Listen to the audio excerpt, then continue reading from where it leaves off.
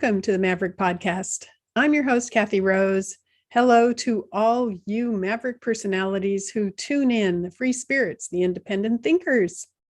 Today, we have guest Eric Meyers. He is an astrologer, a spiritual astrologer, and I feel like I resonate deeply with his approach. And we're going to talk about an amazing book he's written called The Spiritual Dimension of the Beatles. So not only are we going to discuss that, but we're going to discuss dimensional energy in general. All right, hold on. Here we go. Come on board, Eric. Thank you, Kathy. It's a pleasure to be part of this. I appreciate the invite. This is a really exciting episode for me because I enjoyed your book, The Spiritual Dimension of the Beatles, so intensely. We're going to move into that and talk about that in a moment. But first, I want to introduce the guests to who you are and what you're about. I know that you have your master's degree in transpersonal psychology from Naropa Institute in Denver, or Europa University. And Naropa is such an amazing place, and the transpersonal psychology approach is so interdimensional. It is no wonder to me that you explored the Beatles from that perspective. And you're a practicing astrologer full time, right? Yeah. I graduated in Europa in 2001. And upon graduation, I became, professional astrologer. So I've been doing it for 21 plus years. Mm-hmm. And I became full-time in 2010 when I quit my little part-time job in Boulder, working on the psych unit for a couple of days a week. And so this is all I do, is I write and counsel clients. That's basically what I do. Mm-hmm. And that's what I've been doing for 38 years, every single day in the trenches with the clients, doing consultations. It's a pretty amazing world, isn't it? I love it. It is my dream job. And then writing is also a very different angle and passion and more intellectual and philosophical. But I really like both facets of my work. Well, let's begin with a question I ask nearly all my guests, and that is your thoughts on what it is to be a maverick, because I have your horoscope in front of me, and in all my studies and all my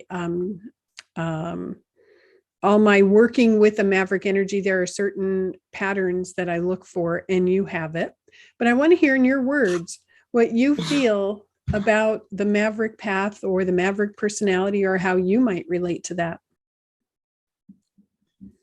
Yeah, it's a complicated question. Yes. One of the things that sticks in my mind most around this issue is Copernicus, who has his Mars in Aquarius like I do. And Copernicus had the gumption to challenge the orthodox view that everything's revolving around the Earth. And he got a lot of blowback and ostracism, and he was a heretic. And the way that I got Mars in Aquarius, almost the same degree as him, and other Mars in Aquarius people, these are the figures who have the gumption to kind of point out a broader truth. And they are mavericks because the status quo does not accept their version of things. But I don't think they should be mavericks. I think that, people who point out broader truths that are irrefutable, this should not be something that is, fringe. There's an awful resistance of the mainstream, of the status quo, perhaps the Saturnian world, to open up. Mm-hmm. And because of that closed-minded nature, we make people like Copernicus into mavericks, but they shouldn't be. They should be listened to. But they crack open. They trigger the crack that opens to a new way of thinking, and somebody's got to do that. Now, you have several maverick signatures, though. Your Mars in Aquarius is opposite your moon, and that's echoed and reinforced powerfully in your horoscope by the fact that you have Sun and Mercury square Uranus. And it is that Uranian energy picked up by the moon in Aquarius or Mars in Aquarius. That well, also Mars in Aquarius is conjunct the North Node in Aquarius too. Yes. So so I've actually, it's taken me many, many years to accept my own chart, to be honest. When I fully understood it, I had the awareness that, okay, if I do my chart well, there's going to be a section of people who are just simply not going to like me. And this is something I've brought to my client work. When I see clients who have similar signatures in their chart, I have a special little dialogue I have with them about accepting this and seeing it as an honor. That the work really is to be more of a trailblazer, and you're not going to necessarily get public validation currently. It might come down the road, maybe after you're dead, but the Aquarius is about contributing to the collective evolution. It's not about personal validation or any reward. It really is about service to something bigger when we get ourselves out of the way. So there is, when I work with people around this, is how do we do that without taking the marginalization personally, to actually be honored by it. And that's the way that it's happened with me. I see it as a special intention that I carry. And so having validation needs come from inside is the way through. Exactly. It is something I mention to a lot of my clients also, self-validation. And when you validate yourself and you understand you are validated by the universe, by the divine, by your guides and angels, by however you phrase that or see that, when you receive validation from the universe and from yourself, you shine with a special sort of peacefulness, and then you do get outer validation, but the inner validation has to come first. And that is part of the Maverick path. That is part of choosing to have a soul experience where you are not part of a big tribe, but rather a tribe of one. That's the way it's unfolded for me. I'm not speaking on the Beatles book, the upcoming ESAR conference in a few months. And, but I'm doing things like this with you, and I have dialogues with readers, and I do it my way. And there is a certain satisfaction that I do have, that I can do it my way, and I'll draw the people who resonate with it. But it doesn't have to be under the big umbrella of some institution. There you go. That is, we're just singing the same song here. It's what I've been talking about ever since and that's why I started the Maverick Podcast, because of that exact sentiment. So let's talk about this amazing book. Because you did something Maverick with this book. You explored from a different perspective. And I found myself just going into the rabbit hole with you and spinning into all these patterns and connections and, weaving the threads together, which is what I've always have done. For those of you watching on Zoom, let me show you the cover of the book, The Spiritual Dimension of the Beatles. It's only a mere 500 pages, about, not quite, but almost. This is amazing. Look at this. And you can see where I've been flipping through pages and making notes in the margins. It's amazing. And it's dense and it's rich and it's deep. That's the other thing. And you'll find yourself getting lost in levels of spirituality that are very profound and personal to me too. So a few things that you mentioned in the book. You approached this and you said something about, I have it written somewhere, that the book took on a life of its own, that you were in the middle of writing another book and you were researching some charts, and all of a sudden you just knew, you had the knowingness that you had to write this book instead, right? Yeah, that's what happened. And the book taking on a life of its own, I totally get that. You talk about in the book how John Lennon and Paul McCartney were conduits for something larger, really connected with higher levels of dimensions as they channeled through these songs and did their soul path. But I think that probably happened to you too while you were doing this book. Perhaps to some degree. I do think that things were coming through me. And I don't claim to be intuitive. I'm much more of an intellectual, left brain, philosophical type of guy, but I do have my Aquarius North Node in the 12th. And all I can say is that the way I describe it is like I was in a Beatles vortex, a synchronistic vortex for about 4 years writing this book. And I would just run into synchronicities, just ineffable things all the time. And I would throw up charts and just things would come to me. And it was just kind of like I was being guided, like, oh, I need to look at this. Or I just had this instinctual kind of knowing.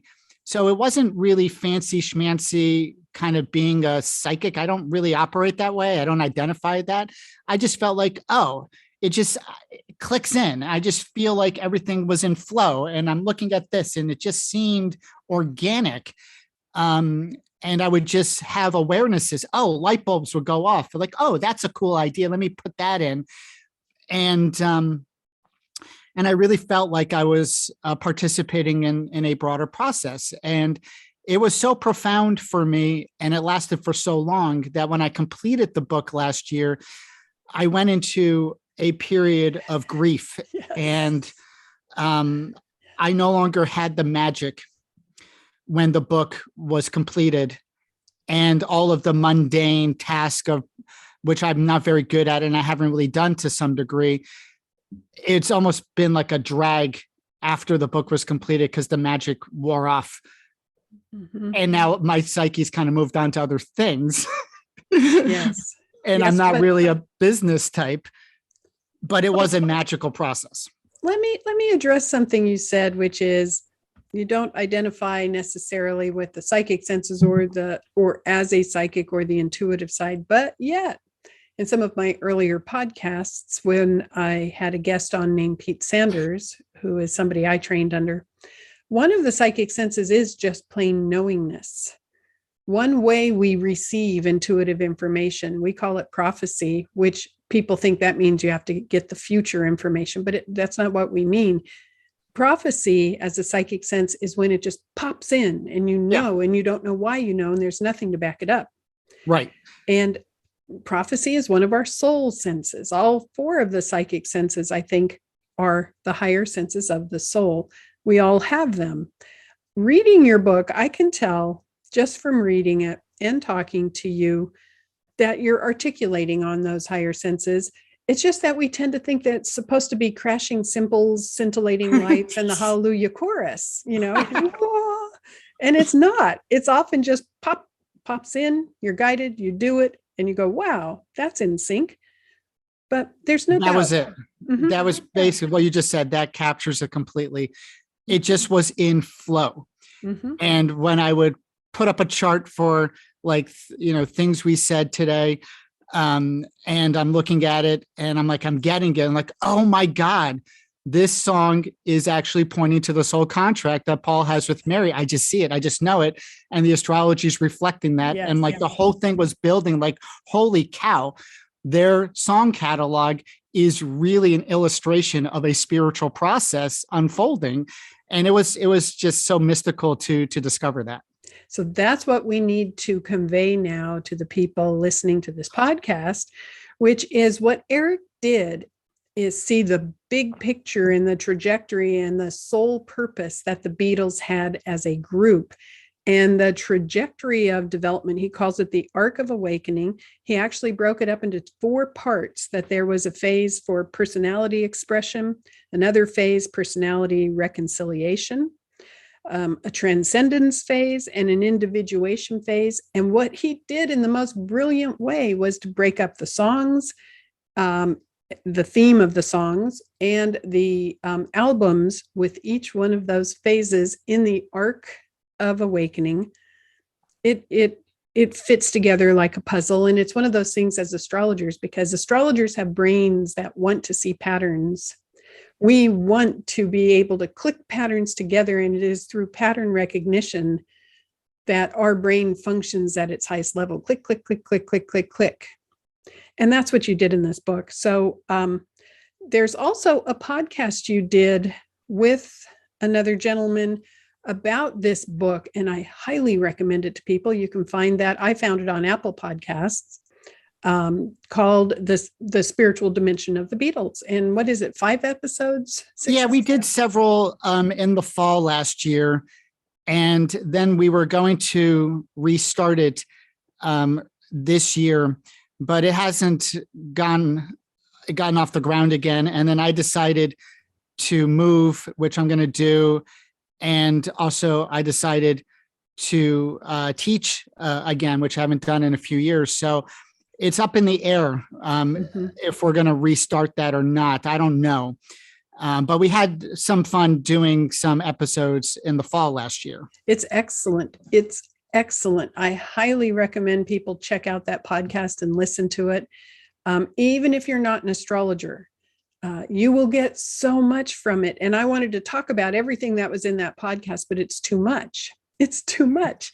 But we can talk about one of the things I wanted to discuss was this special energy that happened in the 1960s, which has always fascinated me, the generational degree or generational aspect between Uranus and Pluto conjunct in Virgo. And this is exactly the time when the Beatles stepped in and had their arc of awakening and came into public view. It was also the time when the Grateful Dead came about and other really important groups. A whole revolution. A whole revolution, which is what the, Uranus, Pluto conjunct in Virgo was about. Yeah. Yeah. Yeah. And it was also about highly attuned skill coming into the earth plane, because that's that Virgo part, that fine master craftsman energy through music or other things coming into the earth plane. And in the case of the Beatles, they had their trajectory all through the 60s. It began in 61, ended in about 69 or 70. Yeah, using the 10-degree orb, it separated in 1970, right at the exact time that the Beatles disbanded. Mm-hmm. So, I mean, it was just perfect. They discovered Brian Epstein, or I should put that in reverse. Brian Epstein discovered the Beatles in November 1961 when it was coming into orb. Mm-hmm. And then the public announcement of the breakup when it was leaving orb. It really is a elongated process. Yes. And, my tendency is to look at astrology as processes rather than events. Yes. And those processes apply, climax, and separate. And it's not about one moment. Mm-hmm. Well, what was fascinating to me, because you probably have the same thing, which is many, many, many clients coming in seeking astrological consultation who were born during that period, especially those who have Saturn in Pisces, which was 65, 66, 67 timeframe. And that Saturn in Pisces was opposite the Uranus-Pluto conjunction. So if you're listening and you were born right around that time, this is relevant to you, because many of those people have also received the Neptune transits recently. Neptune hitting their Saturn in Pisces and opposite their Uranus, Pluto. Mm-hmm. And how, in Virgo, that centers so much energy around digestion and around the intestines. And how many clients I have who have had to overcome the need to be perfect, or overcome self-criticism, or overcome anxiety issues, and how when those issues were at their worst, many times they were experiencing intense intestinal issues. So it's like their soul path is so connected to the awakening of flow and release and the empowerment. And so that generation is very, very important, very important. And the Beatles flowed along with it. And on top of that, Jupiter went into Virgo energizing that Uranus-Pluto conjunction in 67 and 68. So what a fascinating time to be in a band and to get out there and say, I'm going to use the innovative energy of Uranus and break through, and I'm going to be empowered with the energy of Pluto and spread it out. And that's exactly what they did. And you wrote this book prior to the Disney Plus show Get Back, where they showed all the footage. Did you watch that? I did. I watched that. Of course you would. Yeah, I watched the whole thing, I think, almost 3 times. Yeah. I found it to be fascinating, but that's a whole other tangent. I began the book in 2016. Mm-hmm. So this was well before, right, anyone ever thought about that Get Back movie. And, I thought it was a fascinating insight into the way they were, but it's also the way they were in January of 1969. What I learned reading about 30 to 40 Beatles books to write this book is that movie is not a depiction of how they really were in the studio at any other time. That was a unique setting that they were doing. But early on, when they were recording, it was a far different scene. It was highly structured. There were guys walking around with white lab coats and clipboards, and everything was very regimented.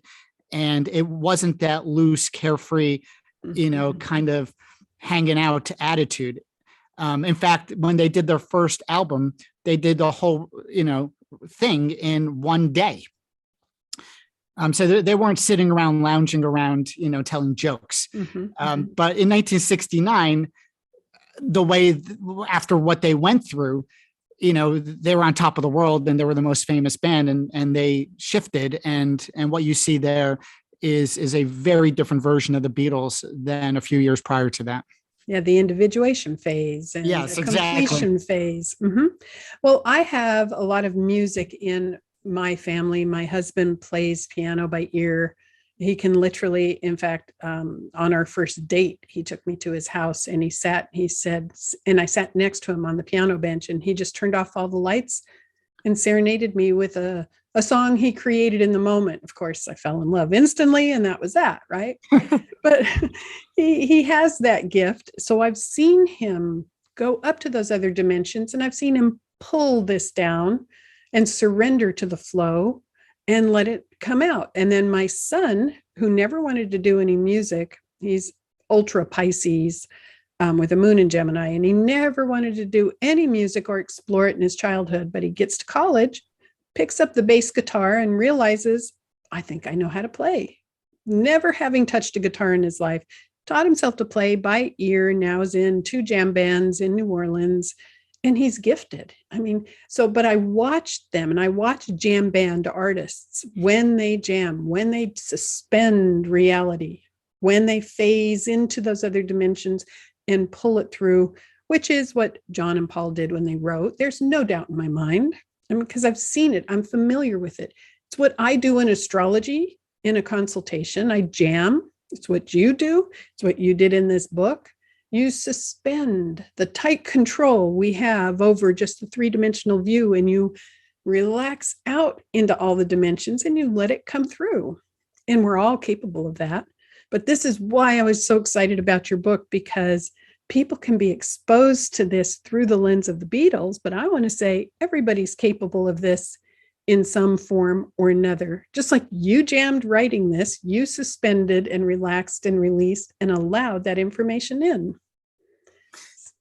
It is. This is where the magic can happen. And, so much, even using that word, the magical mystery tour, and yes, the spirit of, that time frame with the major outer planet stimulation, because not only were Uranus and Pluto conjunct, but Neptune in Scorpio was sextile the Uranus Pluto in Virgo for much of that time. So the outer planets were highly emphasized.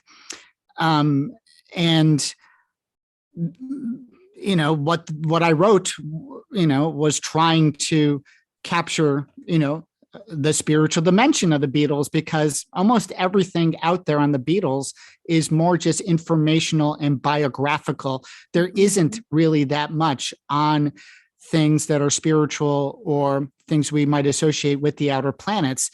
So that's why I wrote the book. I was surprised. I thought there would be a lot more out there on things that were more mystical or spiritual about them. But I was shocked that there really isn't that much. Yeah, it takes a special awareness to pull that through.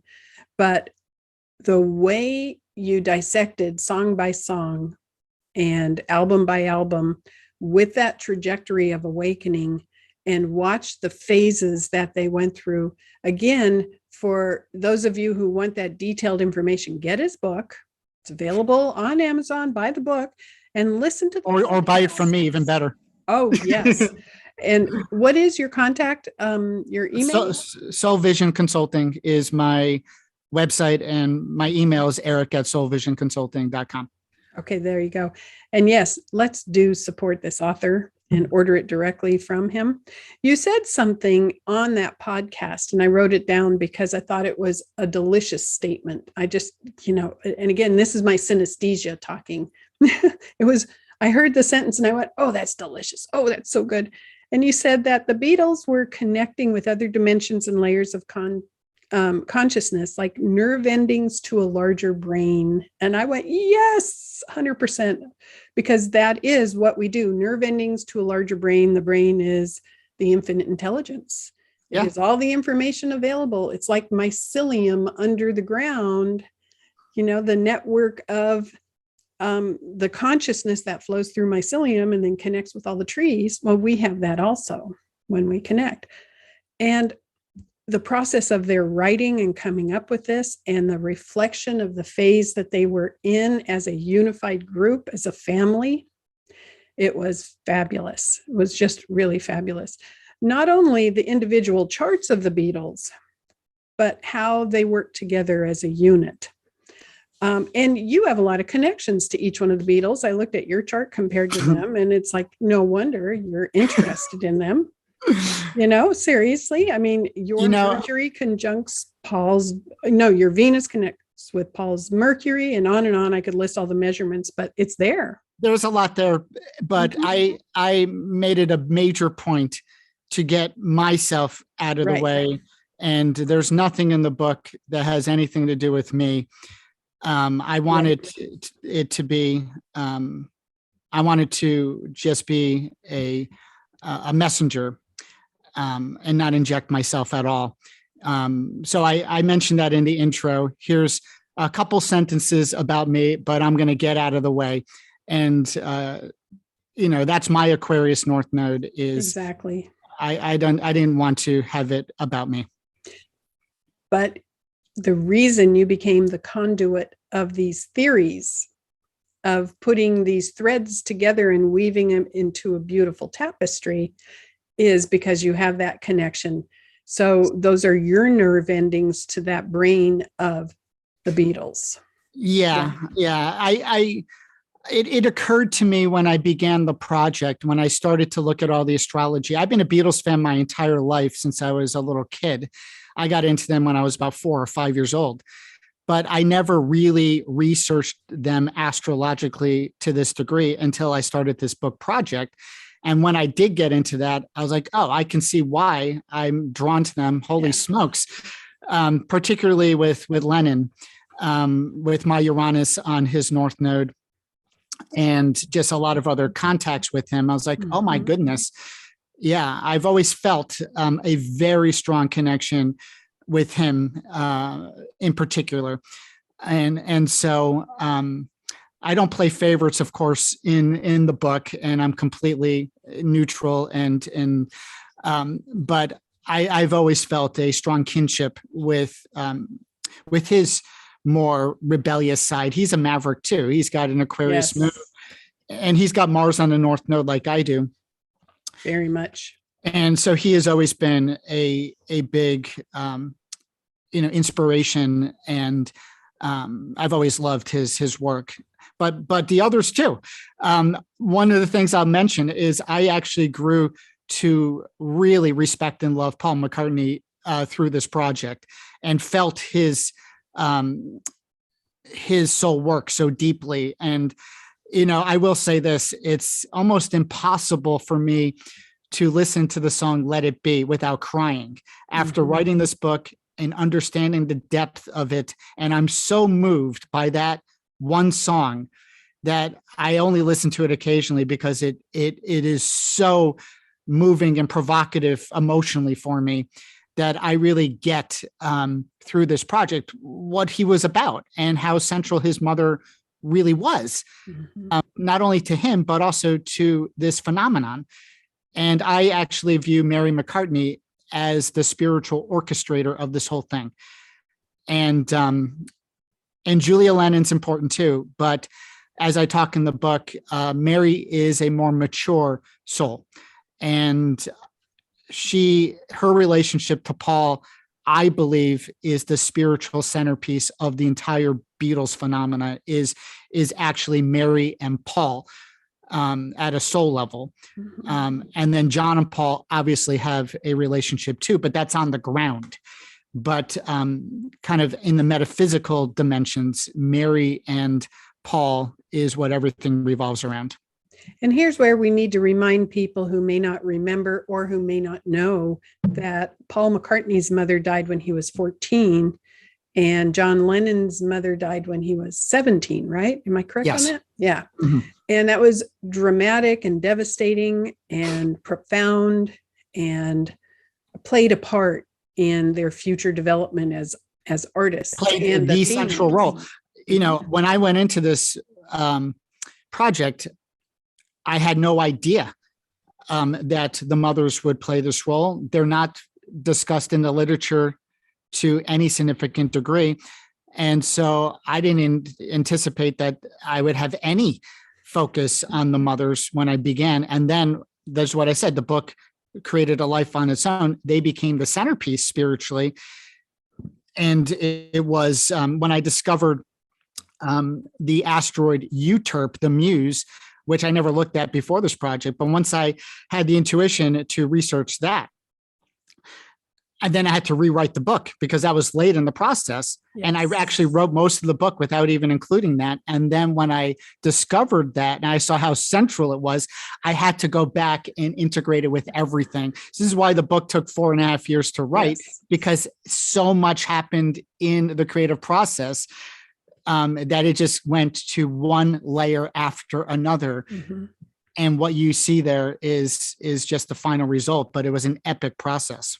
Well, I'm going to throw something out that you may or may not agree or, want to embrace, but I feel firmly, as I was listening to the podcast, I was reading the book, as I was doing my own research with all these charts from the Beatles and the songs, I feel firmly that once you decided to write this book, once you had that spark, that electric jolt that went through you, in a sense, you were chosen and you responded, that probably, whether it was Paul's mother working through you or John Lennon speaking, whispering in your ear, I'm sure that consciousness was there, even George, because you pull them in.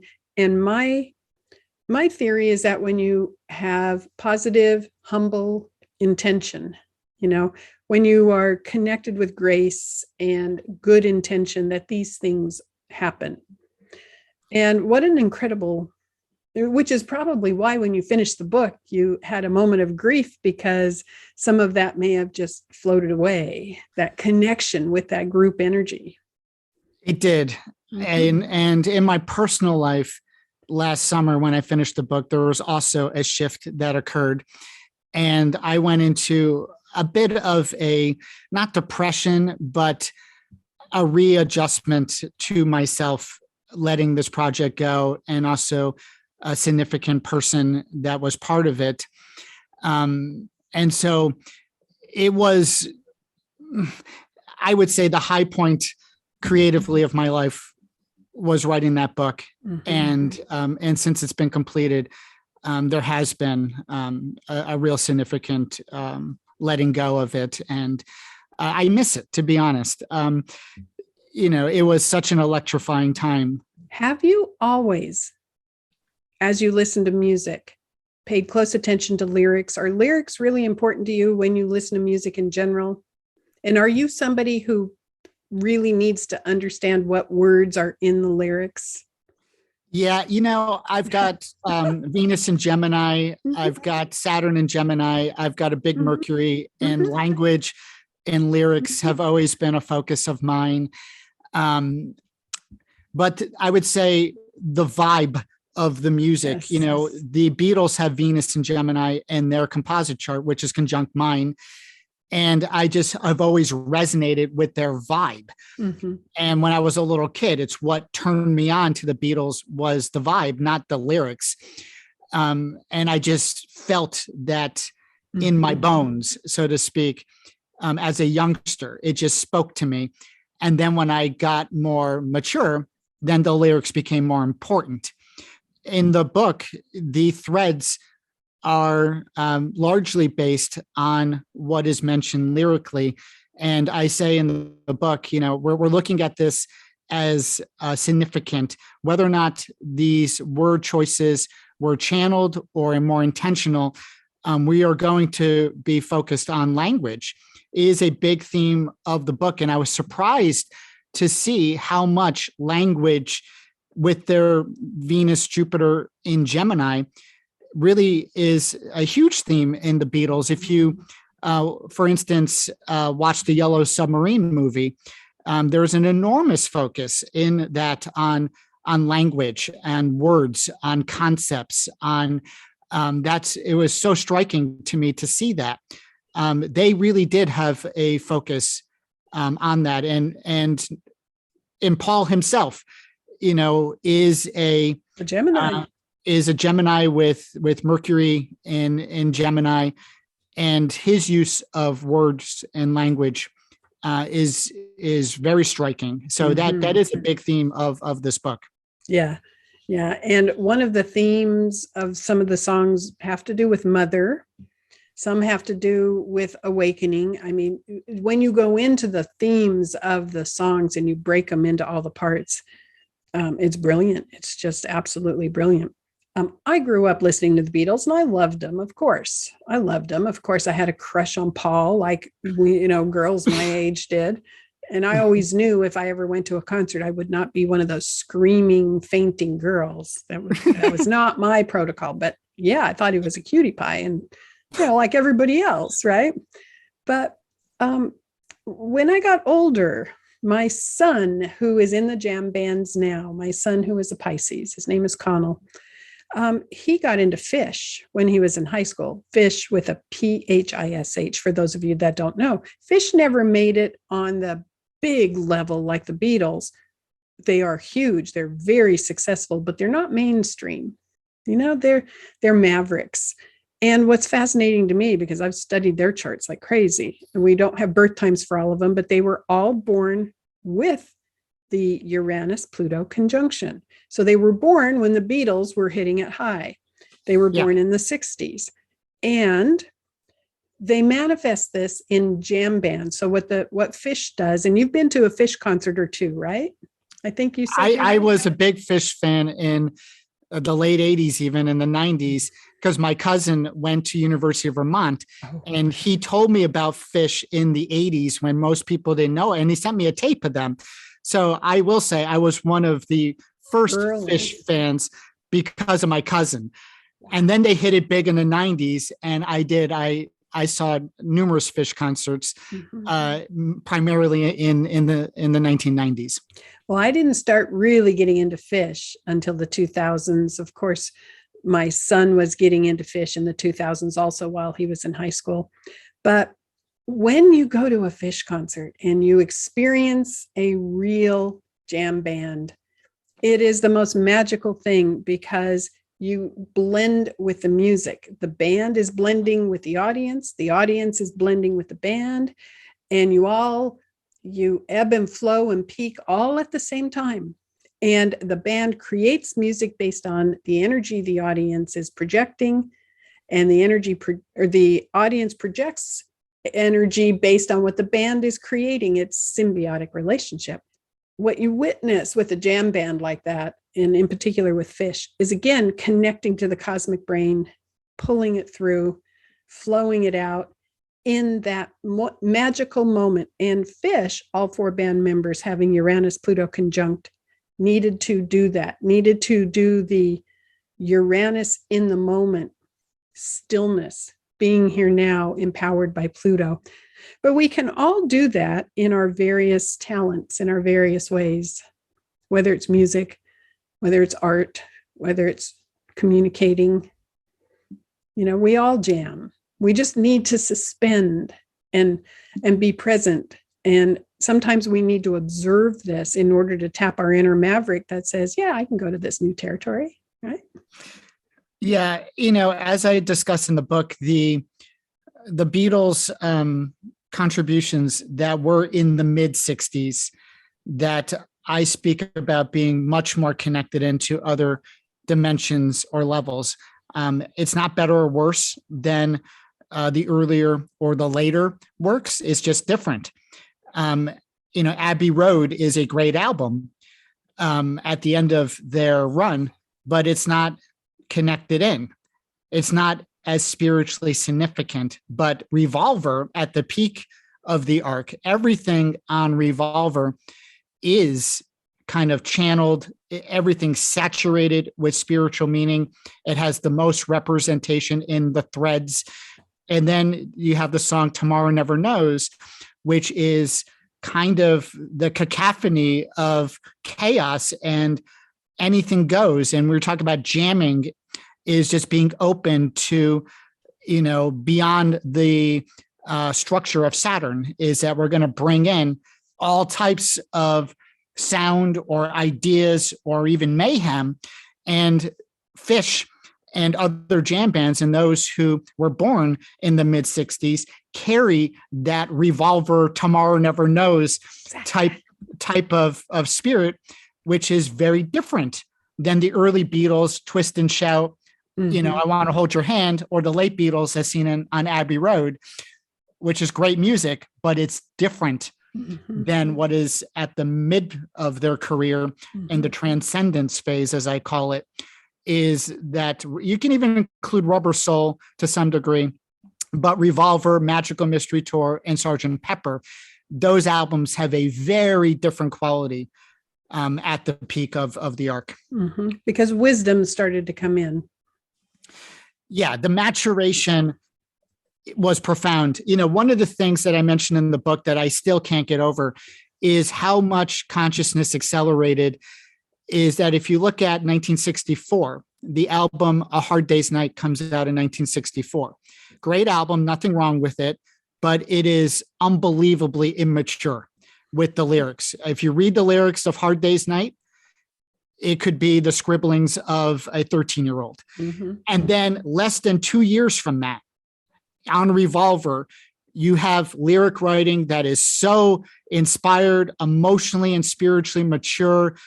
It is breathtaking, the difference between Hard Day's Night and Revolver in 2 years, less than 2 years. It is one of the most staggering things that I've ever seen. And that shows you at the peak of the arc of how we can rapidly intuit and mature.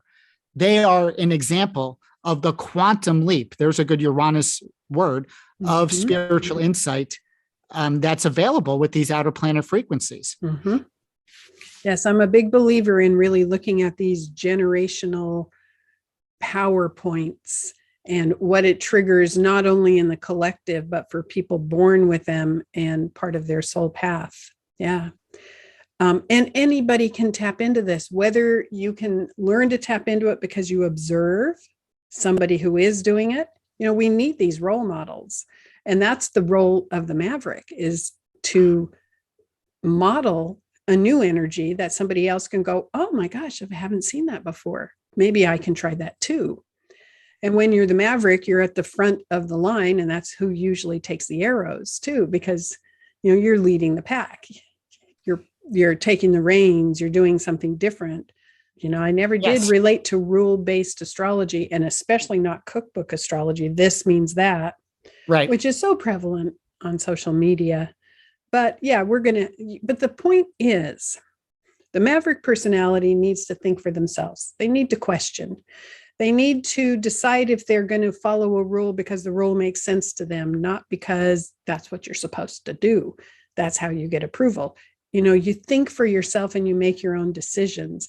And we wouldn't have music like what the Beatles brought through if they didn't do the Maverick path and say, hey, I'm going to forge new territory.